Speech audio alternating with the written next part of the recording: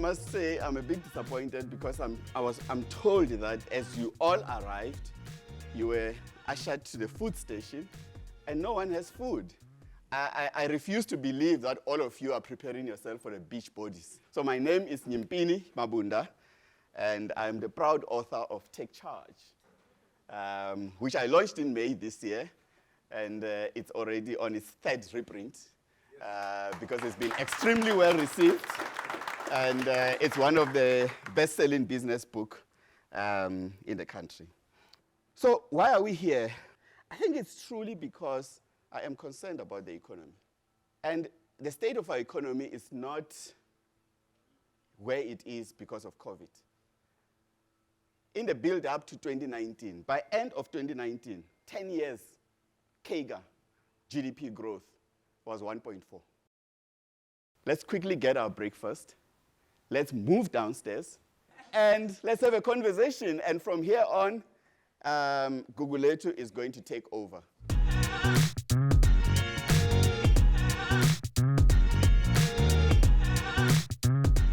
Well, I think we've already established the playground, right, and of course the terms of conversation, and that is what I do want us to highlight. As we'll hear from Theo, fundamentally what we want to leave here with today is understanding what is it that entrepreneurs need. We've heard some of their plights and concerns, and what is it that big business does need from entrepreneurship, and finding synergies between each other. Theo, as we address, I guess, some of your key concerns, just reflecting as a quick overview on your journey, naturally, access to markets, the key themes that we've highlighted, but help us understand in hindsight, if you could sit opposite your former boss, as you are sitting right now, opposite a banker, as like Zuko Thomas, or perhaps even the minister, what are those key aspects that would have propelled your growth a lot faster had big business and even peers come on board at a quicker and more appropriate time?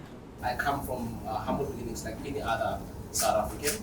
Having to start the way I've started, from humble beginnings in Alex, using my car to deliver, picking the boxes. I think the challenge is, entering retail landscape that has so many other brands. People believe that a local brand is going to offer great quality as the international footwear brands. But my mission was very clear that I want to reignite hope and create sustainable jobs. I think Nyimpini was very intentional in how he seated us and how he sort of brought us in, because we really do have a common goal, most of us in here.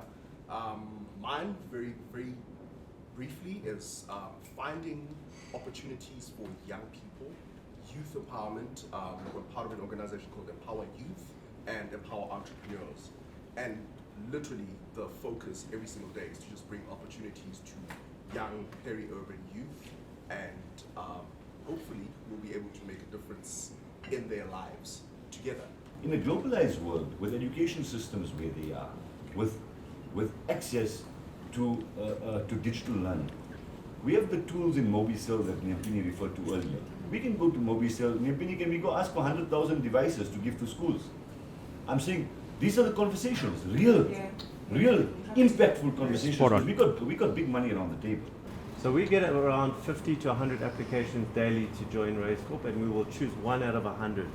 And we don't ask for business plan, we look for blue heart, that ability to stand up again and again, and that resilience that we speak about. That's what we're looking for.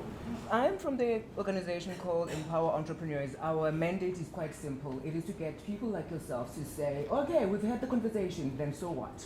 What is it that we're going to do after having these brilliant conversations? Because conversations are great. And then what else are we going to do about it? That's what we do. We go to the ground and get to the young people and understand what are their needs, because half the time we sit in these rooms and speak big English, but nobody ever goes back and find out from them what is it that they need, how can we help them. One of the challenges, and I've worked as a supplier for many, many large organizations, is that we've got fantastic ideas that we know can make and have a profound difference in the entire organization, but often by the time it gets up to the top, it's either diluted or it's fizzled out altogether.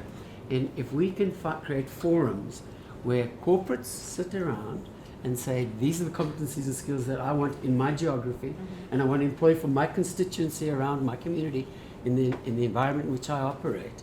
And then NGOs, civil society, can focus and spend their time, money, and efforts towards achieving results. Job creation is a very, very big part of the agenda, and essentially just opening up space for them to be able to trade. So I'm really looking forward to some of the initiatives, creative ideas, and most probably those thought-provoking conversations that we'll have to answer some of the questions of these entrepreneurs that we support. I have a 7-year-old daughter, and when I think about what does the future South Africa look like for her and her peers, that worries me. That keeps me awake at night. We've talked a lot about youth, but we're talking about many generations for whom South Africa right now looks very, very bleak. And how do we turn that around? How do we turn it around so we're not sending our kids abroad and having them live the rest of their lives away from their home country? How do we make it a place that everybody wants to be and everybody continues to want to be? I spent some time yesterday in a community of schools in my community where I live, in helping young children read.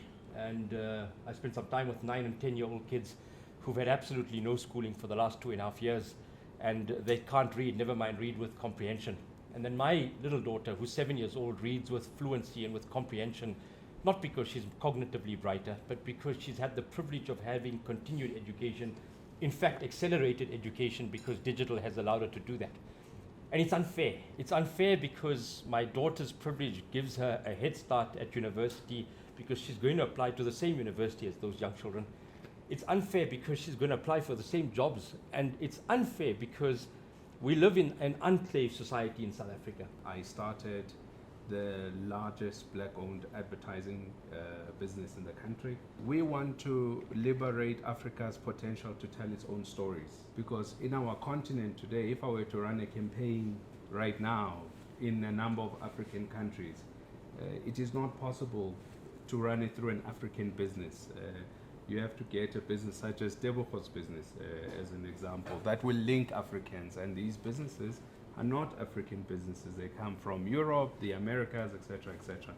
So what I would like to urge as a parting thought is this community of practice that Nyimpini has started with this group around the table, I think should be a periodic thing, so that we can sequentially begin to address the little things and then build up to how do I get an export market, how do I, so we need to start with the basics. Big business in South Africa, because of the history of our country, concentration in the economy under apartheid has created conglomerates and monopolies. And the monopolies do not want to open up for young and upcoming small players. It's a reality of our country. And I think most of you who are also in these spaces and these big businesses, you are aware of this reality of the barrier to entry for the small players.